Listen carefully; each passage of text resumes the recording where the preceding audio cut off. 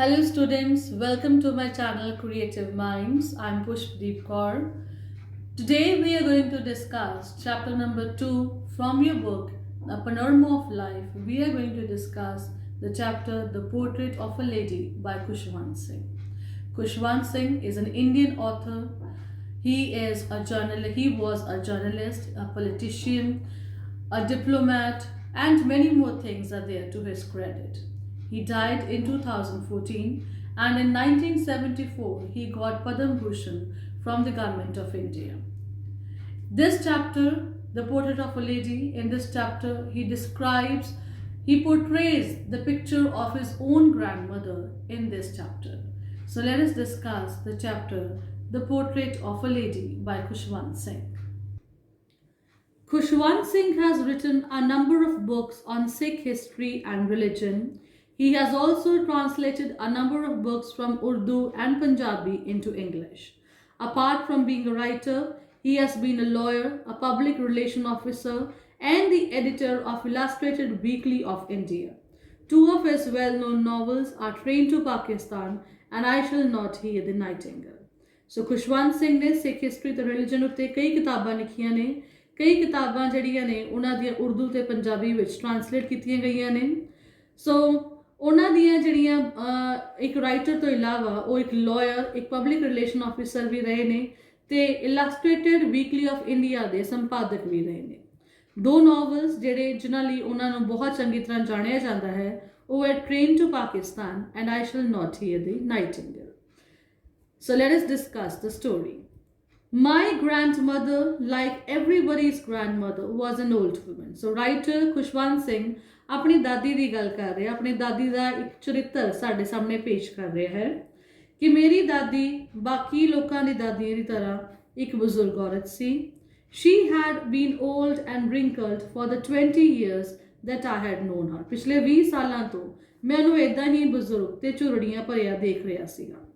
People said that she had once been young and pretty and even had a husband. लोकी दसदे हैं कि कदी जवान ते सोहनी हुंदी सीगी, तेरा हस्बैंड भी सी. But that was hard to believe. पर मेरे लिए गल च विश्वास बड़ा मुश्किल सीगा. My grandfather's portrait hung above the mantelpiece in the drawing room. Mantelpiece ਦੇ ਬਾਹਰ ਮੇਰੇ ਦਾਦਾ ਜੀ ਦਾ ਇੱਕ ਪੋਰਟਰੇਟ, ਇੱਕ ਪਿਕਚਰ ਲੱਗੀ ਹੋਈ ਸੀ ਡਰਾਇੰਗ ਰੂਮ ਦੇ ਵਿੱਚ, ਜਿਹੜੀ ਕਿ ਮੈਂ ਦੇਖੀ ਹੋਈ ਹੈ। ਮੈਂਟਲ ਪੀਸ ਵਿੱਚ ਇੱਕ ਉਹ ਜਗ੍ਹਾ ਹੁੰਦੀ ਹੈ ਜਿੱਥੇ ਬਾਹਰਲੀਆਂ ਜਿਹੜੀ ਕੰਟਰੀਜ਼ ਨੇ ਸਪੈਸ਼ਲੀ ਉੱਥੇ ਬਣੀ ਹੁੰਦੀ ਹੈ ਇਹ, ਜਿੱਥੇ ਕਿ ਅਸੀਂ ਅੱਗ ਜਿਹੜੀ ਹੈ ਘਰਾਂ ਦੇ ਵਿੱਚ ਜਦੋਂ ਬਾਲਦੇ ਹਾਂ ਉਹਦੇ ਉੱਤੇ ਇੱਕ ਥੜੀ ਹੁੰਦੀ ਹੈ, ਉਹਦੇ ਉੱਤੇ ਹੀ ਇਹ ਜਿਹੜੀ ਹੈ ਪਿਕਚਰ ਦਾਦਾ ਜੀ ਦੀ ਰੱਖੀ ਹੋਈ ਸੀ।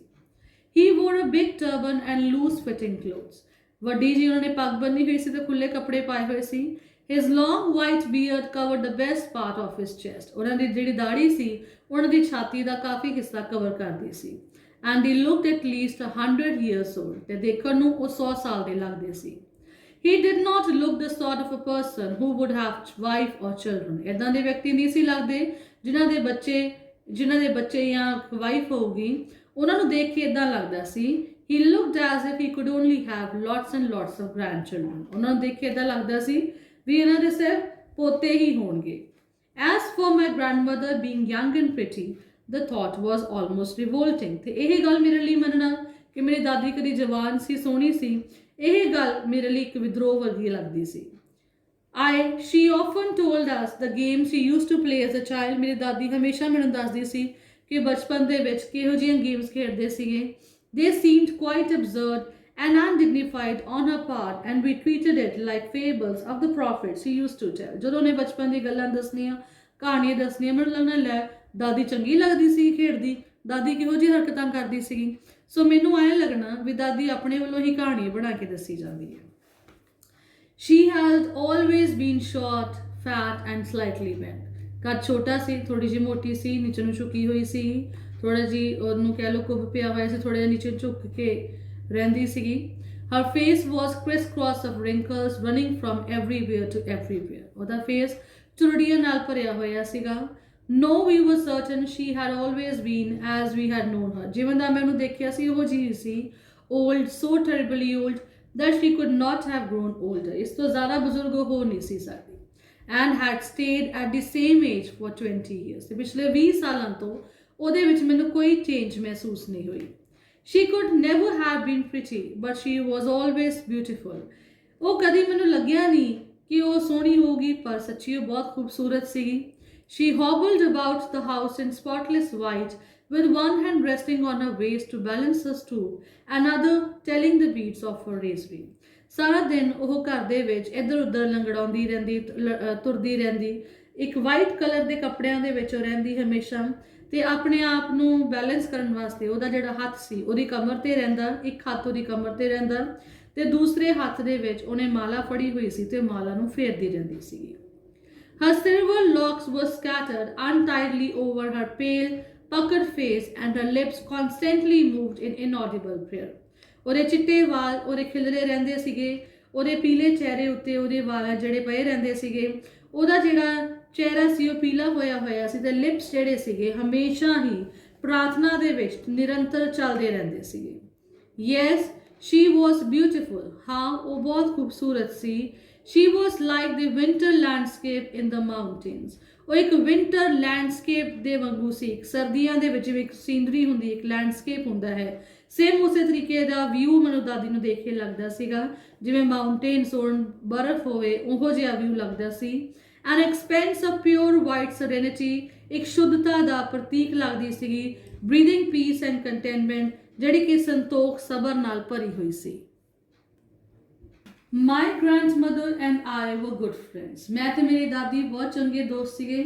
My parents left me with her when they went to live in the city and we were constantly together. ਮੇਰੇ ਪੇਰੈਂਟਸ ਜਦੋਂ ਸ਼ਹਿਰ ਵਿੱਚ ਸ਼ਿਫਟ ਹੋ ਗਏ ਸੀਗੇ ਤਾਂ ਉਹਨਾਂ ਨੇ ਮੈਨੂੰ ਮੇਰੀ ਦਾਦੀ ਕੋਲ ਹੀ ਛੱਡ ਦਿੱਤਾ ਸੀ ਤਾਂ ਕਿ ਉੱਥੇ ਸੈੱਟ ਹੋ ਜਾਣ। She used to wake me up in the morning and get me ready for school. She said her morning prayer in a monotonous sing-song while she bathed and dressed me in the hope that I would listen and get to know it by heart. ਮੇਰੀ ਦਾਦੀ ਮੈਨੂੰ ਸਵੇਰ ਉਠਾਉਂਦੀ, school ਲਈ ready ਕਰਦੀ ਤੇ school ਲਈ ready ਕਰਦੀ ਉਹ ਇੱਕ ਸੁਰ ਦੇ ਵਿੱਚ ਇੱਕ ਭਜਨ ਜਿਹੜਾ ਹੈ, ਮਾਰਨਿੰਗ ਜਿਹੜੀ ਪ੍ਰੇਅਰ ਹੈ ਉਹ ਗਾਉਂਦੀ ਰਹਿੰਦੀ, ਮੈਨੂੰ ਨਵਾਉਂਦੀ, ਮੈਨੂੰ ਤਿਆਰ ਕਰਦੀ, ਇਸ ਉਮੀਦ ਦੇ ਵਿੱਚ ਉਹ ਗਾਉਂਦੀ ਰਹਿੰਦੀ ਸੀ ਕਿ ਮੈਂ ਇਸ ਪ੍ਰਾਰਥਨਾ ਨੂੰ ਸੁਣੂੰਗਾ ਤੇ ਦਿਲੋਂ ਯਾਦ ਕਰੂੰਗਾ। I listened because I loved her voice but never bothered to learn it. ਹਾਂ, ਮੈਂ ਸੁਣਦਾ ਸੀ ਕਿਉਂਕਿ ਮੈਨੂੰ ਉਹਦੀ ਆਵਾਜ਼ ਬਹੁਤ ਚੰਗੀ ਲੱਗਦੀ ਸੀ, ਪਰ ਯਾਦ ਕਰਨ ਬਾਰੇ ਮੈਂ ਕਦੀ ਨਹੀਂ ਸੀ ਸੋਚਿਆ। Then she would fetch my wooden slate, which she had already washed and plastered with yellow chalk, a tiny earthen ink pot and a reed pen, tie them all in a bundle and hand it to me. ਫਿਰ ਮੇਰੀ ਦਾਦੀ ਮੇਰੀ slate ਜਿਹੜੀ ਹੈ, ਫੱਟੀ ਜਿਹੜੀ ਹੈ, ਪੁਰਾਣੇ ਜ਼ਮਾਨੇ ਵਿੱਚ ਵਰਤੀ ਜਾਂਦੀ ਸੀ, ਉਹ ਫੱਟੀ ਜਿਹੜੀ ਹੈ, ਜਿਹੜੀ ਗਾਚੀ ਨਾਲ ਬਿਲਕੁਲ ਸਾਫ਼ ਕਰਕੇ ਰੱਖੀ ਹੁੰਦੀ ਸੀ, ਦਵਾਰ ਦੀ ਸ਼ੀਸ਼ੀ ਮੈਨੂੰ ਫੜਾਉਂਦੀ ਸੀ ਤੇ ਕਲਮ ਦੇ ਦਿੰਦੀ ਸੀ। ਇਹਨਾਂ ਸਾਰੀ ਚੀਜ਼ਾਂ ਨੂੰ ਬੰਨ੍ਹ ਕੇ ਮੈਨੂੰ ਫੜਾ ਦਿੰਦੀ ਸੀ। ਸੋ ਉਹ ਟਾਈਮ ਸੀ ਜਦੋਂ ਹਾਲੇ ਕਿਤਾਬਾਂ ਕਾਪੀਆਂ ਨਹੀਂ ਸੀ ਇੰਨੀਆਂ ਬਣੀਆਂ, ਪੈਨ ਪੈਨਸਿਲਸ ਨਹੀਂ ਸੀਗੇ, ਤਾਂ ਉਦੋਂ ਲੋਕੀ ਜਿਹੜੇ ਗਾਚੀ ਤੇ ਸਲੇਟ ਤੇ ਲਿਖਦੇ ਸੀਗੇ, ਸਲੇਟ ਤੇ ਲਿਖਦੇ ਸੀ। After a breakfast of a thick stale chapati with a little butter and sugar spread on it, we went to the school. She carried several stale chapatis with her for village dogs. So breakfast ਜਿਹੜਾ ਸੀ ਸਾਡਾ ਕੀ ਹੁੰਦਾ ਸੀਗਾ, ਰਾਤ ਦੀਆਂ ਬਚੀਆਂ ਹੋਈਆਂ ਰੋਟੀਆਂ ਦੇ ਉੱਤੇ ਅਸੀਂ ਮੱਖਣ ਰੱਖ ਕੇ ਤੇ ਚੀਨੀ ਲਗਾ ਕੇ ਖਾ ਲੈਂਦੇ ਸੀਗੇ, ਤੇ ਬਾਕੀ ਦੀ ਰੋਟੀਆਂ ਜਿਹੜੀ ਬਚੀਆਂ ਹੁੰਦੀਆਂ ਸੀ ਮੇਰੀ ਦਾਦੀ ਜਿਹੜੀ ਹੈ ਉਹ ਨਾਲ ਲੈ ਜਾਂਦੀ ਸੀ ਪਿੰਡ ਦੇ ਕੁੱਤਿਆਂ ਨੂੰ ਪਾਉਣ ਵਾਸਤੇ। ਸੋ ਇਹ ਸਾਡਾ ਬ੍ਰੇਕਫਾਸਟ ਹੁੰਦਾ ਸੀ। My grandmother always went to school with me because the school was attached to the temple. The priest taught us the alphabet and the morning prayer. ਮੇਰੀ ਦਾਦੀ ਜਿਹੜੀ ਹੈਗੀ ਹੈ ਉਹ ਮੇਰੇ ਨਾਲ ਹਮੇਸ਼ਾ ਸਕੂਲ ਜਾਂਦੀ ਸੀ ਕਿਉਂਕਿ ਮੇਰਾ ਸਕੂਲ ਮੰਦਿਰ ਦੇ ਬਿਲਕੁਲ ਨਾਲ ਸੀਗਾ, ਤੇ ਜਿਹੜਾ ਉੱਥੇ ਜਿਹੜਾ ਮੰਦਿਰ ਦਾ ਪਾਦਰੀ ਸੀ ਉਹ ਸਾਨੂੰ ਸ਼ਬਦ ਪੜ੍ਹਾਉਂਦਾ ਤੇ ਪ੍ਰਾਰਥਨਾ ਸਿਖਾਉਂਦਾ। While the children sat in rows on either side of the veranda, singing the alphabet or the prayer in a chorus, my grandmother sat inside reading the scriptures. ਜਿੰਨੀ ਦੇਰ ਸਾਨੂੰ ਜਿਹੜਾ ਪਾਦਰੀ ਸੀ ਉਹ ਸਾਨੂੰ ਜਿਹੜਾ ਪ੍ਰੀਸਟ ਸੀਗਾ ਮੰਦਿਰ ਦਾ ਉਹ ਸਾਨੂੰ ਪੜ੍ਹਾਉਂਦਾ ਸੀਗਾ। ਸੋ ਇੱਕ ਲਾਈਨਾਂ ਦੇ ਵਿੱਚ ਬੈਠ ਕੇ ਅਸੀਂ ਵਰਾਂਡੇ ਵਿੱਚ ਪੜ੍ਹਦੇ ਸੀਗੇ, ਆਪਣੀ ਪ੍ਰੇਅਰ ਨੂੰ ਗਾਉਂਦੇ ਸੀਗੇ। ਮੇਰੀ ਦਾਦੀ ਮੰਦਿਰ ਦੇ ਵਿੱਚ ਬੈਠ ਕੇ ਗ੍ਰੰਥ ਪੜ੍ਹਦੀ ਸੀ। When we had both finished, we would walk back together. ਜਦ ਦੋਨਾਂ ਦਾ ਕੰਮ ਖਤਮ ਹੋ ਜਾਂਦਾ ਸੀ ਘਰ ਨੂੰ ਆ ਜਾਂਦੇ। This time the village dogs would meet us at the temple door. They followed us to our home, growling and fighting with each other for the chapatis we threw to them. So on the way, ਇਸ time ਤੇ ਸਾਨੂੰ ਮੰਦਿਰ ਦੇ ਬਾਹਰ ਕੁੱਤੇ ਮਿਲਦੇ ਸੀਗੇ ਪਿੰਡ ਦੇ, ਜਿਹੜੇ ਕਿ ਇੱਕ ਦੂਸਰੇ ਨਾਲ ਲੜਦੇ, ਭੱਜਦੇ, ਭੌਂਕਦੇ ਸਾਡੇ ਪਿੱਛੇ ਰੋਟੀਆਂ ਦੇ ਲਈ ਆਉਂਦੇ ਸੀਗੇ। When my parents were comfortably settled in the city, they sent for us. ਜਦੋਂ ਮੇਰੇ ਪੇਰੈਂਟਸ ਸ਼ਹਿਰ ਦੇ ਵਿੱਚ ਪ੍ਰੋਪਰਲੀ ਸੈਟਲ ਹੋ ਗਏ ਉਹਨਾਂ ਨੇ ਸਾਨੂੰ ਬੁਲਾ ਲਿਆ। That was a turning point in a friendship. ਇਹ ਸਾਡੀ friendship ਦੇ ਵਿੱਚ ਇੱਕ ਮੋੜ ਸੀਗਾ. Although we shared the same room, my grandmother no longer come to school with me. I used to go to an English school in a motor bus. There were no dogs in the streets and she took to feeding sparrows in the courtyard of a city house. So ਮੇਰੀ ਦਾਦੀ ਜਿਹੜੀ ਹੈ, ਚਾਹੇ ਅਸੀਂ ਇੱਕੋ ਕਮਰਾ share ਕਰਦੇ ਸੀ ਪਰ ਮੇਰੇ ਨਾਲ ਸਕੂਲ ਨਹੀਂ ਸੀ ਜਾਂਦੀ ਕਿਉਂਕਿ ਮੈਂ ਹੁਣ ਵੈਨ ਦੇ ਵਿੱਚ ਬੱਸ ਵਿੱਚ ਸਕੂਲ ਜਾਂਦਾ ਸੀਗਾ. ਡੌਗਸ ਹੁਣ ਜਿਹੜੇ ਆ ਸੜਕਾਂ ਤੇ ਨਹੀਂ ਸੀ ਮਿਲਦੇ ਉਹਨੂੰ, ਸੋ ਇਸ ਲਈ ਮੇਰੀ ਦਾਦੀ ਨੇ ਆਪਣੇ ਘਰ ਦੇ ਵਿੱਚ ਹੀ, ਜਿਹੜਾ ਸਾਡਾ ਸ਼ਹਿਰ ਦਾ ਘਰ ਸੀ, ਉਹਦੇ ਵਰਾਂਡੇ ਦੇ ਵਿੱਚ ਬੈਠ ਕੇ ਉਹਨਾਂ ਨੇ ਚਿੜੀਆਂ ਨੂੰ ਦਾਣੇ ਪਾਉਣੇ ਸ਼ੁਰੂ ਕਰ ਦਿੱਤੇ. As years rolled by, we saw less of each other. For some time, she continued to wake me up and get me ready for school. When I came back, she would ask me what the teacher had taught me. So ਇਸ ਤਰੀਕੇ ਨਾਲ ਕਈ ਸਾਲ ਬੀਤ ਗਏ ਕਿ ਅਸੀਂ ਇੱਕ ਦੂਸਰੇ ਨੂੰ ਬਹੁਤ ਘੱਟ ਮਿਲਦੇ. ਜਿਵੇਂ ਜਿਵੇਂ ਟਾਈਮ ਬੀਤਦਾ ਗਿਆ ਉਹ ਮੈਨੂੰ ਉਠਾਉਂਦੀ ਜ਼ਰੂਰ ਸੀ, ਸਕੂਲ ਲਈ ਰੈਡੀ ਕਰਦੀ ਸੀ. ਜਦੋਂ ਮੈਂ ਆਉਂਦਾ ਸਕੂਲੋਂ ਮੈਨੂੰ ਪੁੱਛਦੀ ਸੀ ਟੀਚਰ ਨੇ ਕੀ ਪੜ੍ਹਾਇਆ. I would tell her English words and little words, things of Western science and learning, the law of gravity and Archimedes principle, the world being round, etc. So ਮੈਂ ਉਹਨੂੰ ਦੱਸਦਾ ਕਿ ਸਾਨੂੰ ਇੰਗਲਿਸ਼ ਦੇ ਸ਼ਬਦ ਸਿਖਾਏ ਨੇ, ਸਾਇੰਸ ਪੜ੍ਹਾਈ ਹੈ, ਸਾਨੂੰ ਗ੍ਰੈਵਿਟੀ ਦਾ ਜਿਹੜਾ ਨਿਯਮ ਹੈ ਉਹ ਸਿਖਾਇਆ ਗਿਆ, ਆਰਕੀਮੀਡੀਜ਼ ਪ੍ਰਿੰਸੀਪਲ ਸਿਖਾਇਆ ਗਿਆ. ਆਰਕੀਮੀਡੀਜ਼ ਇੱਕ ਮੈਥਮੈਟੀਸ਼ੀਅਨ ਸੀਗਾ, ਉਹਦੇ ਬਾਰੇ ਦੱਸਿਆ, ਉਹਦੇ ਪ੍ਰਿੰਸੀਪਲ ਦਾ, ਉਹਦੇ ਸਿਧਾਂਤ ਦੱਸਿਆ ਗਿਆ. ਸੋ ਦੁਨੀਆ ਗੋਲ ਹੈ, ਇੱਦਾਂ ਦੀਆਂ ਗੱਲਾਂ ਦੱਸੀਆਂ ਗਈਆਂ. ਦਿਸ ਮੇਡ ਹਰ ਅਨਹੈਪੀ. ਮੇਰੀ ਦਾਦੀ ਇਹਨਾਂ ਗੱਲਾਂ ਤੋਂ ਨਾ ਖੁਸ਼ ਹੁੰਦੀ. She could not help me with my lessons ਕਿਉਂਕਿ ਮੈਨੂੰ ਹੁਣ ਪੜ੍ਹਾ ਨਹੀਂ ਸੀ ਸਕਦੀ. She did not believe in the things they taught us at English school and was distressed that there was no teaching about God and the scriptures. ਮੇਰੀ ਦਾਦੀ ਬਹੁਤ ਦੁਖੀ ਸੀ ਕਿ ਸਕੂਲ ਵਿੱਚ ਕੀ ਪੜ੍ਹਾ ਰਹੇ ਨੇ, ਪਰਮਾਤਮਾ ਬਾਰੇ ਤੇ ਸਾਡੇ ਜਿਹੜੇ ਪਵਿੱਤਰ ਗ੍ਰੰਥ ਨੇ ਉਹਨਾਂ ਬਾਰੇ ਕੋਈ ਜਾਣਕਾਰੀ ਨਹੀਂ ਦਿੱਤੀ ਜਾ ਰਹੀ. ਇਸ ਗੱਲ ਤੋਂ ਮੇਰੀ ਦਾਦੀ ਦੁਖੀ ਸੀ. One day I announced that we were being given music lessons. ਇੱਕ ਦਿਨ ਮੈਂ ਆ ਕੇ ਘਰੇ ਦੱਸਿਆ ਸਾਨੂੰ ਮਿਊਜ਼ਿਕ ਦੇ ਲੈਸਨਸ ਜਿਹੜੇ ਹੈ, ਮਿਊਜ਼ਿਕ ਪੜ੍ਹਾਇਆ ਜਾ ਰਿਹਾ ਹੈ. She was disturbed, ਬਹੁਤ ਦੁਖੀ ਹੋਈ. To her, music has Leod association. ਉਹਦੇ ਲਈ ਮਿਊਜ਼ਿਕ ਦਾ ਜਿਹੜਾ ਸੀਗਾ ਮਤਲਬ ਸੀ ਵੀ ਇਹ ਬਹੁਤ ਨੀਵਾਂ ਮਤਲਬ ਸੀ. It was a monopoly of harlots and beggars. ਉਹਨੂੰ ਲੱਗਦਾ ਸੀਗਾ ਕਿ ਮਿਊਜ਼ਿਕ ਜਿਹੜਾ ਹੈਗਾ ਸਿਰਫ ਬੈਗਰਸ ਲਈ, ਭਿਖਾਰੀਆਂ ਲਈ ਬਣਿਆ ਹੈ ਤੇ ਜਾਂ ਹਾਰਲੈਟਸ ਤੇ ਵਾਈਫਾਂ ਲਈ ਬਣਿਆ ਹੈ. It is not meant for gentle folk. ਆਮ ਲੋਕਾਂ ਲਈ, ਜਿਹੜੇ ਜੈਂਟਲ ਲੋਕ ਨੇ ਉਹਨਾਂ ਲਈ ਮਿਊਜ਼ਿਕ ਨਹੀਂ ਬਣਿਆ. She said nothing but a silence meant disapproval. ਉਹਨੇ ਕਿਹਾ ਤਾਂ ਕੁਛ ਨਹੀਂ ਪਰ ਉਹਦੀ ਚੁੱਪੀ ਨੇ ਮੈਨੂੰ ਬਹੁਤ ਕੁਝ ਕਹਿ ਦਿੱਤਾ. She rarely talked to me after that. ਉਸ ਤੋਂ ਬਾਅਦ ਉਹਨੇ ਮੇਰੇ ਨਾਲ ਗੱਲਬਾਤ ਦਾਦੀ ਨੇ ਕਰਨੀ ਘੱਟ ਕਰ ਦਿੱਤੀ. When I went up to the university, I was given a room of my own. ਜਦੋਂ ਮੈਂ ਯੂਨੀਵਰਸਿਟੀ ਗਿਆ ਮੈਨੂੰ ਮੇਰਾ ਆਪਣਾ ਕਮਰਾ ਦਿੱਤਾ ਗਿਆ. The common link of friendship was snapped. ਹੁਣ ਜਿਹੜਾ ਸਾਡੇ ਦੋਨਾਂ ਦੇ ਵਿੱਚ ਇੱਕ ਲਿੰਕ ਸੀਗਾ ਫਰੈਂਡਸ਼ਿਪ ਦਾ, ਅਸੀਂ ਕਮਰਾ ਸ਼ੇਅਰ ਕਰ ਰਹੇ ਸੀ, ਉਹ ਵੀ ਖਤਮ ਹੋ ਗਿਆ. My grandmother accepted her seclusion with resignation. ਮੇਰੀ ਦਾਦੀ ਨੇ ਆਪਣਾ ਇਕੱਲਾਪਨ ਚੁੱਪਚਾਪ ਜਿਹੜਾ ਹੈਗਾ ਉਹ ਮੰਨ ਲਿਆ. She rarely left her spinning wheel to talk to anyone. ਸਾਰਾ ਦਿਨ ਉਹ ਚਰਖਾ ਕਰਦੀ ਰਹਿੰਦੀ. From sunset she sat by her wheel spinning and reciting prayers. ਚਰਖਾ ਕਰਦੀ ਰਹਿੰਦੀ, ਪ੍ਰਾਰਥਨਾ ਬੋਲਦੀ ਰਹਿੰਦੀ ਸ਼ਾਮ ਤੱਕ. Only in the afternoon she relaxed for a while to feed sparrow. ਦੁਪਹਿਰ ਦੇ ਵੇਲੇ ਸਿਰਫ ਉਹ ਰਿਲੈਕਸ ਕਰਦੀ ਤੇ ਪੰਛੀਆਂ ਨੂੰ, ਜਿਹੜੀ ਚਿੜੀਆਂ ਸੀ ਉਹਨਾਂ ਨੂੰ ਦਾਣੇ ਪਾਉਂਦੀ. While she sat in the veranda breaking the bread into little bits, hundreds of little birds collected round her, creating a veritable bedlam of chirpings. So ਜਦੋਂ ਮੇਰੀ ਦਾਦੀ ਦੁਪਹਿਰ ਦੇ ਖਾਣੇ ਤੋਂ ਬਾਅਦ ਦੁਪਹਿਰ ਨੂੰ ਰੈਸਟ ਕਰਦੀ, ਚਿੜੀਆਂ ਨੂੰ ਬ੍ਰੈਡ ਦੇ ਨਿੱਕੇ ਨਿੱਕੇ ਟੁਕੜੇ ਕਰਕੇ ਪਾਉਂਦੀ, ਕਿੰਨੇ ਹੀ ਹਜ਼ਾਰਾਂ ਦੀ ਜਾਂ ਸੌਆਂ ਦੀ ਕਦਾਰ ਦੇ ਵਿੱਚ ਹੰਡਰਡਸ ਆਫ ਜਿਹੜੀ ਲਿਟਲ ਬਰਡ ਸੀ, ਚਿੜੀਆਂ ਜਿਹੜੀਆਂ ਸੀ, ਉਹ ਮੇਰੀ ਦਾਦੀ ਦੇ ਆਲੇ ਦੁਆਲੇ ਇਕੱਠੀਆਂ ਹੋ ਜਾਂਦੀਆਂ. ਇੱਕ ਇੱਦਾਂ ਦਾ ਰੀਅਲ ਸਿਚੁਏਸ਼ਨ ਬਣ ਜਾਂਦੀ ਸੀਗੀ ਜਿੱਥੇ ਕਿ ਬੈਡਲਮ ਆਫ ਚਰਪਿੰਗ ਮੀਨਸ ਸਾਰਾ ਦਿਨ ਉਹ ਚਿੜੀਆਂ ਦੀ ਚੀਂ ਚੀਂ ਚੀਂ ਚੀਂ ਦੀ ਆਵਾਜ਼ ਨਾਲ ਸਾਰਾ ਵਰਾਂਡਾ ਗੂੰਜ ਜਾਂਦਾ ਸੀ. Some came and perched on her legs. ਕਈ ਆਉਂਦੀਆਂ ਕਿ ਰੈਸਟ ਕਰਦੀਆਂ ਉਹਦੀ ਲੱਤਾਂ ਦੇ ਉੱਤੇ. Others on her shoulders. ਕਈ ਉਹਦੇ ਮੋਢੇ ਤੇ ਬੈਠ ਜਾਂਦੀਆਂ. Some even sat on her head. She smiled but never shooed them away. ਤੇ ਕਈ ਉਹਦੇ ਸਿਰ ਤੇ ਵੀ ਬੈਠ ਜਾਂਦੀਆਂ. ਉਹ ਹੱਸਦੀ ਪਰ ਉਹਨਾਂ ਨੂੰ ਕਦੀ ਵੀ ਭਜਾਉਂਦੀ ਨਹੀਂ ਸੀ. It used to be the happiest half hour of the day for her. ਇਹ ਅੱਧਾ ਘੰਟਾ ਜਿਹੜਾ ਸੀ ਉਹਦੀ ਜ਼ਿੰਦਗੀ ਦਾ, ਉਹਦੇ ਦਿਨ ਦਾ ਸਾਰਿਆਂ ਨਾਲੋਂ ਜ਼ਿਆਦਾ ਖੁਸ਼ੀ ਭਰਿਆ ਸਮਾਂ ਸੀ ਜਿਹੜਾ ਉਹ ਪੰਛੀਆਂ ਨਾਲ, ਚਿੜੀਆਂ ਨਾਲ ਬਤੀਤ ਕਰਦੀ ਸੀ. When I decided to go abroad for further studies, I was sure my grandmother would be upset. ਜਦੋਂ ਮੈਂ ਅੱਗੇ ਪੜ੍ਹਾਈ ਲਈ, ਉਚੇਰੀ ਪੜ੍ਹਾਈ ਲਈ ਬਾਹਰ ਮੈਨੂੰ ਵਿਦੇਸ਼ ਭੇਜਿਆ ਗਿਆ, ਮੈਨੂੰ ਸ਼ੋਰਿਟੀ ਸੀ ਮੇਰੀ ਦਾਦੀ ਦੁਖੀ ਹੋਊਗੀ. I would be away for 5 years and at her age one could not tell. ਮੈਂ 5 ਸਾਲ ਤੋਂ ਦੂਰ ਰਹਿਣਾ ਸੀਗਾ ਤੇ ਇਸ ਉਮਰ ਵਿੱਚ ਕੋਈ ਦੱਸ ਨਹੀਂ ਸੀ ਸਕਦਾ ਕਿ ਮੇਰੀ ਦਾਦੀ ਦੀ ਕਦੋਂ ਮੌਤ ਹੋ ਜਾਵੇ. but my grandmother could. She was not even sentimental. She came to leave me at the railway station but did not talk or show any emotion. Her lips moved in prayers, her mind was lost in prayer. Her fingers were busy in telling the beads of her rosary. Silently, she kissed my forehead, and when I left, I cherished the moist imprint as perhaps the last sign of physical contact between us. So मेरी दादी बिल्कुल भी भावुक नहीं होंगी railway station ते मैनू छड्डण आउंदी है कोई भी इमोशनल फीलिंग वो नहीं दिखाती ਉਹਦਾ ਧਿਆਨ ਜਿਹੜਾ ਹੈ ਪ੍ਰਾਰਥਨਾ ਦੇ ਵਿੱਚ ਨਿਰੰਤਰ ਚੱਲੀ ਜਾ ਰਿਹਾ ਉਹਦੀ ਉਂਗਲਾਂ ਜਿਹੜੀਆਂ ਨੇ ਮਾਲਾ ਨੂੰ ਤੇਜ਼ੀ ਨਾਲ ਫੇਰੀ ਜਾ ਰਹੀਆਂ ਨੇ ਉਹ ਮੇਰੇ ਮੱਥੇ ਨੂੰ ਚੁੰਮਦੀ ਹੈ ਇਹ ਜਿਹੜਾ ਸੀਗਾ ਸਾਡੇ ਦੋਨਾਂ ਦੇ ਵਿਚਕਾਰ ਇੱਕ ਲਾਸਟ ਫਿਜ਼ੀਕਲ ਕੰਟੈਕਟ ਸੀ ਜਦੋਂ ਮੇਰੀ ਦਾਦੀ ਨੇ ਮੈਨੂੰ ਪਿਆਰ ਕੀਤਾ ਸੀਗਾ but that was not so. After 5 years I came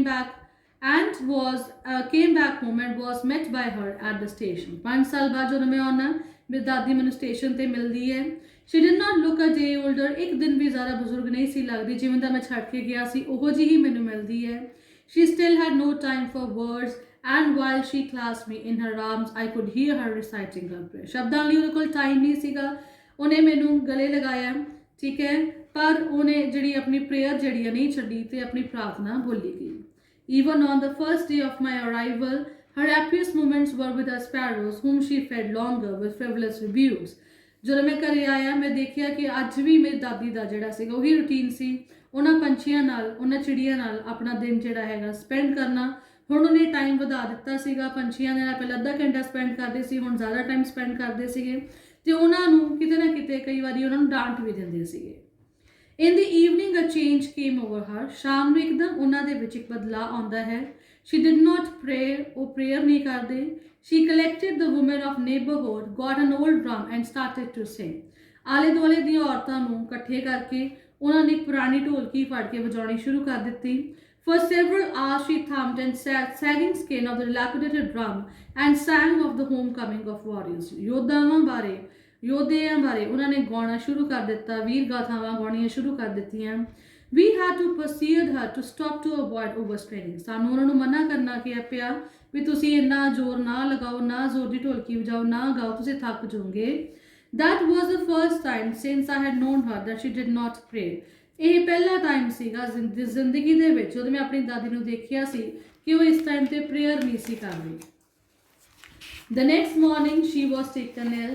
It was mild fever and the doctor told us that it would go. अगले दिन दादी ने बुखार चढ़ गया हल्का जिहा बुखार सी डॉक्टर ने कहा ठीक हो जाऊगा But my grandmother thought differently. She told us that her end was near. She said that since only a few hours before the close of the first chapter of her life she had omitted to pray, she was not going to waste any more time talking to us. पर मेरी दादी ने कहा कि नहीं ਉਹਦਾ ਸਮਾਂ ਨੇੜੇ ਆ ਗਿਆ ਹੈ ਹੁਣ ਮਰਨ ਵਾਲੀ ਹੈ So ਕੁਝ ਘੰਟੇ ਜਿਹੜੇ ਮੇਰੀ ਜ਼ਿੰਦਗੀ 'ਚ ਰਹਿ ਗਏ ਮੈਂ ਵੇਸਟ ਨਹੀਂ ਕਰਨਾ ਚਾਹੁੰਦੀ ਇਸ ਤੋਂ ਪਹਿਲਾਂ ਕਿ ਮੇਰੀ ਜ਼ਿੰਦਗੀ ਖਤਮ ਹੋਵੇ ਮੈਂ ਆਪਣਾ ਟਾਈਮ ਜਿਹੜਾ ਹੁਣ ਗੱਲਾਂ ਵਿੱਚ ਵੇਸਟ ਨਹੀਂ ਕਰਨਾ ਮੈਂ ਪ੍ਰਾਰਥਨਾ ਕਰਨੀ ਹੈ We protested but she ignored our protest. She lay peacefully in bed praying and telling her beads.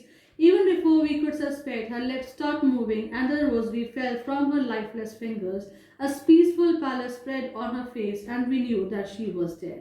So ਅਸੀਂ ਵਿਦਰੋਹ ਕੀਤਾ ਪਰ ਦਾਦੀ ਨਹੀਂ ਹਟੀ ਉਹਨੇ ਪ੍ਰਾਰਥਨਾ ਕਰਨੀ ਸ਼ੁਰੂ ਕਰ ਦਿੱਤੀ ਆਪਣੀ ਮਾਲਾ ਫੇਰਨੀ ਸ਼ੁਰੂ ਕਰ ਦਿੱਤੀ ਇਸ ਤੋਂ ਪਹਿਲਾਂ ਕਿ ਸਾਨੂੰ ਸ਼ੱਕ ਹੁੰਦਾ ਦਾਦੀ ਦੇ ਲਿਪਸ ਜਿਹੜੇ ਇੱਕਦਮ ਹਿਲਨੇ ਬੰਦ ਹੋ ਗਏ ਤੇ ਇੱਕਦਮ ਜਿਹੜੀਆਂ ਉਂਗਲਾਂ ਜਿਹੜੀਆਂ ਨੇ ਉਹ ਬੰਦ ਹੋ ਗਈਆਂ ਹਿਲਣੀਆਂ ਤੇ ਉਹਦੇ ਫੇਸ ਤੇ ਇੱਕ ਸ਼ਾਂਤੀ ਜਿਹੜੀ ਹੈ ਉਹ ਬਣ ਗਈ ਸੀ ਤੇ ਮੇਰੀ ਦਾਦੀ ਦੀ ਡੈਥ ਹੋ ਗਈ ਸੀ We lifted her off the bed and as is customary laid her on the ground and covered her with red straw.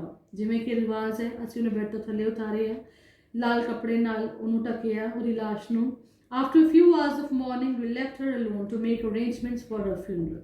ਕੁਝ ਘੰਟਿਆਂ ਦੇ ਅਫਸੋਸ ਤੋਂ ਬਾਅਦ ਅਸੀਂ ਉਹਦੀ ਅੰਤਿਮ ਯਾਤਰਾ ਵਾਸਤੇ ਤਿਆਰੀ ਕਰਨੀ ਸ਼ੁਰੂ ਕਰ ਦਿੱਤੀ ਉਹਦੇ ਸੰਸਕਾਰ ਦੀ ਤਿਆਰੀ ਕਰਨੀ ਸ਼ੁਰੂ ਕਰ ਦਿੱਤੀ In the evening we went to her room with a crude stretcher to take her to be cremated.